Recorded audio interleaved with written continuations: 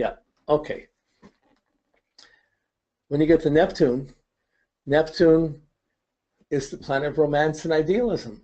Romantic and idealized actions, dreamy actions. They're gullible actions. They're great. It's Don Quixote chasing the windmill. It's dramatic, romantic actions, or pathetic, confused, haunted, guilt-ridden actions. So with Neptune, it brings temptation into Mars. You can bypass the structure. Go for this. Try this. Go for this. So often a Neptune-Mars could have, well, Neptune really weakens Mars. It dissipates Mars, but it adds temptation. So on a personal level, it can make someone imagining sexuality and then being very evasive around the actuality of it. So the anticipation would be greater than the satisfaction or the completion of the act.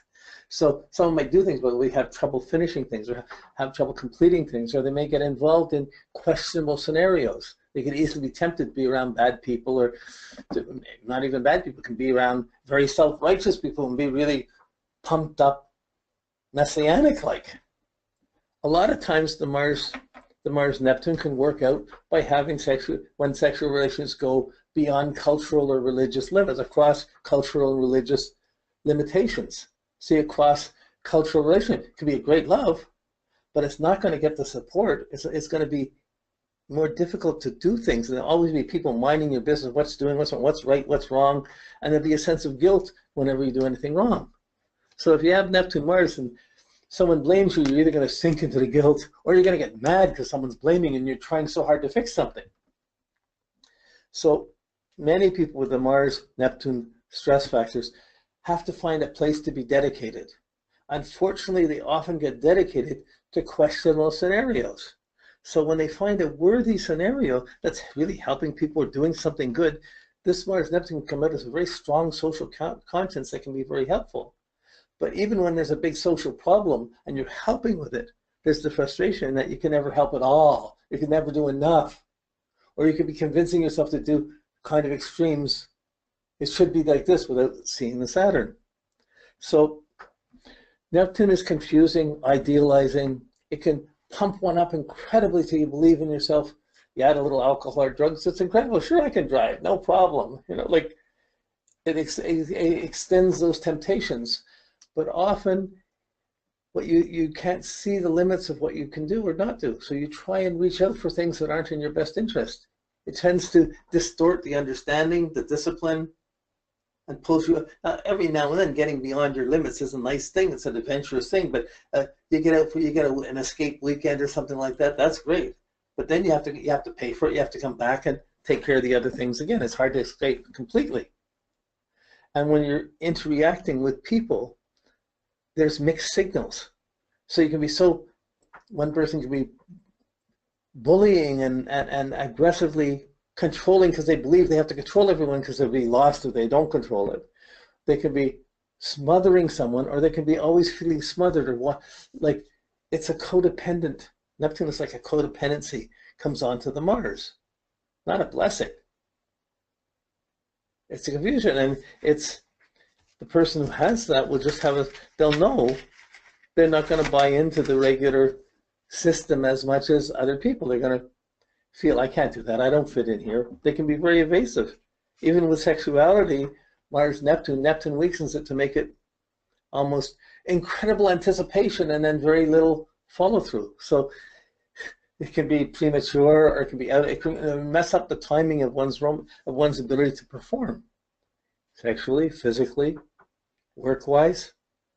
And when there's injustice, it can attract injustice. It can attract expectations or guilts or sorrows. Someone could be haunted by guilt. So when you're dealing with Mars, there's so many ways that Mars can show. But once you see how Mars is working in a certain way, you want to understand that. Usually you try and find two or three ways. It's that way at work, or it's this way with sports. So you get a few focuses on Mars.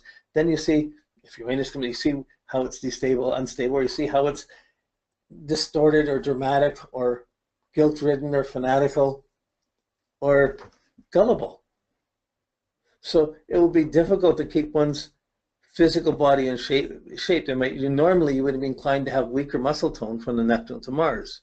But at the extreme, probably more with the Mars conjunct Neptune, but possibly with the others, there might be a lot of work to get in absolute muscle man shape so you could win the muscle man prize and work with individual muscle, but you get so much muscled out, it's kind of weird in itself.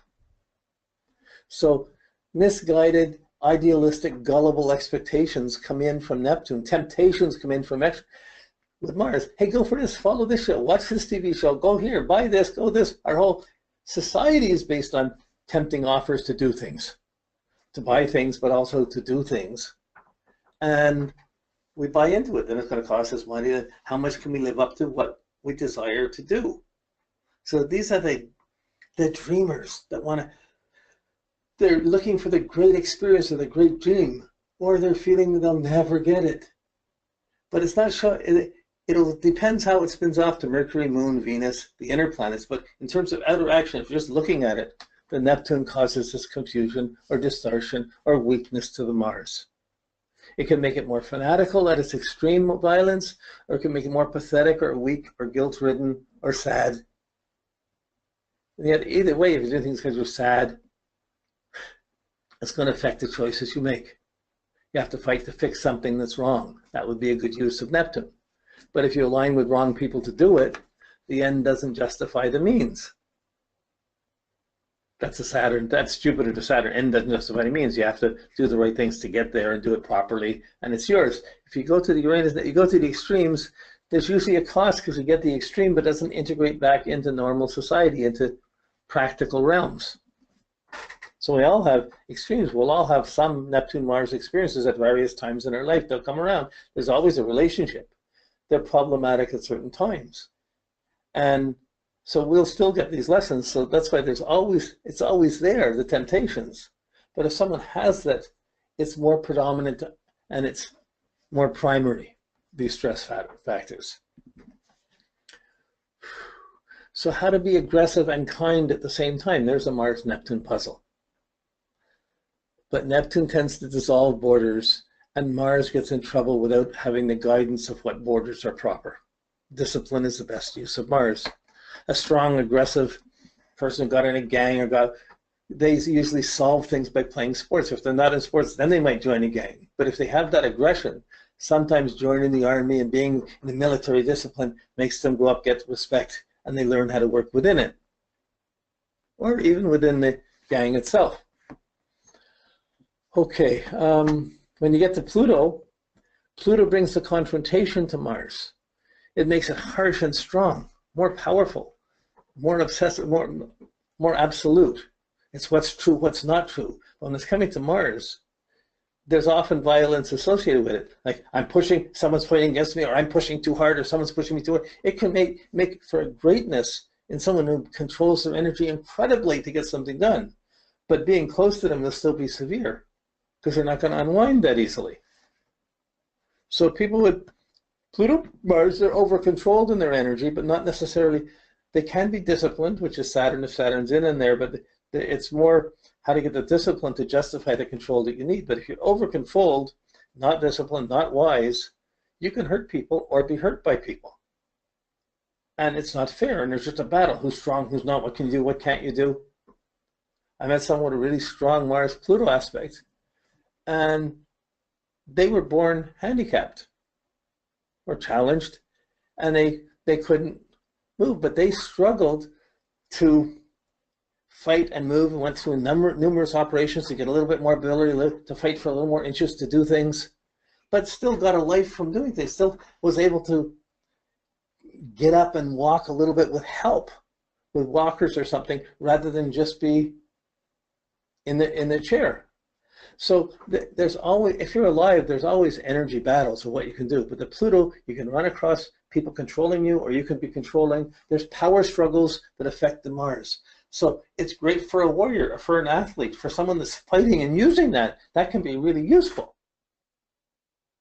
But it's difficult for surrendering or sharing. Okay, again, well, that's basically the run of it. That's basically the run of it from Mars going up. As we go out, so like I say, Mars is the most different because there's so many different ways it can be used. It's a big puzzle. And what am I doing? These situations there. But as you get to know someone, you see how energy works, as you get to see each layer of the planet, you build them up one at a time, kind of in the way we're doing it. Then when it gets to that, you say, oh, that's playing out like that. Or they're applying it like this. You know, someone might have a Mars square Neptune, and they want to be the vet, but they don't want to do anything else. They really want to be dedicated to animals. Can't stand human. There's some kind of obsession or fantasy or dream or guilt involved with it, that it can create guilt and sorrows. It can also create a strong social conscience or a real sense of dedication towards something. That's the Neptune. The Pluto, it's like harsh reality. I'm doing it or I'm not doing it. This is fair or this is not fair. So these are angry kids, or kids that have violence or power around them in growing up. I have Mars Pluto square. And I grew up, I was out, Saturn's in there too, but I grew up always being, I would push things to the limit, but I would always get beat up by dad or knocked around. I wasn't wanted by my mom when I was first born. There were many blatant power struggles. And I grew up, survived them. What doesn't kill you makes you stronger. And I would do things, and I have a bigger courage or strength than a lot of people, but it still was extreme and never fit into the norm. So you might say with the Pluto Mars can come a disassociation, can come a strength where you're really pushing things for others, but other people can disassociate with you or distance because it's too extreme. So again, if you take this from energy and you put it to health or to healing, you can see how energy is being burnt out by Uranus, Neptune, and Pluto, those difficult aspects. Usually aspects from Saturn, Jupiter in to Mars and to the other planets, they can cause weaknesses or vulnerabilities, but usually they can be dealt with. The extreme factors that cause health problems or special things, they're usually in the disruptions caused by Uranus, Neptune, and Pluto. And you're usually trying to compensate them and get some defenses, Saturn, against them.